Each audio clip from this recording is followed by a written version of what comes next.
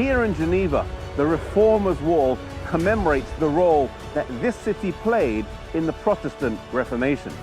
The city became a refuge for many of the hunted reformers of Western Europe.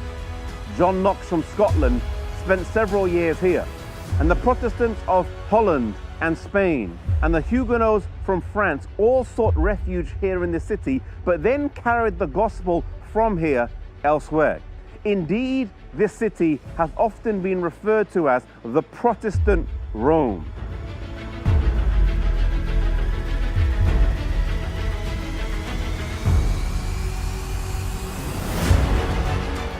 The city publicly accepted the Reformed faith on the 21st of May, 1536. And while Farel was a key player in the Reformation here, it was Calvin that would make this city famous. Some have referred to Calvin as the International Reformer. Such was his influence beyond the boundaries of the city limits. The central idea that Calvin developed was that a consistent and coherent theological system could be derived and defended on the basis of the Bible. Calvin's greatest legacy was arguably not any doctrine, but rather a demonstration of how the Bible could serve as a foundation of a stable understanding of Christian belief and structures.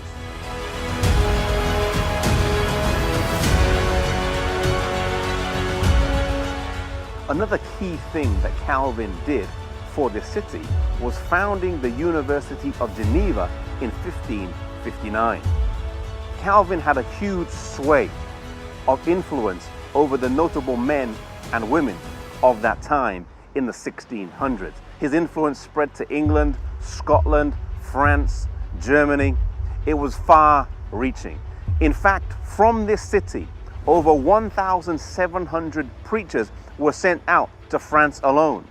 1,785 congregations were formed in the country of France. And the preachers that were trained here had to secretly make their way over to France. They used an underground network system similar to the one used by the French during the resistance in World War II. They would sneak across the border and they would make their way from house to house until they reached their place of work in the country of France.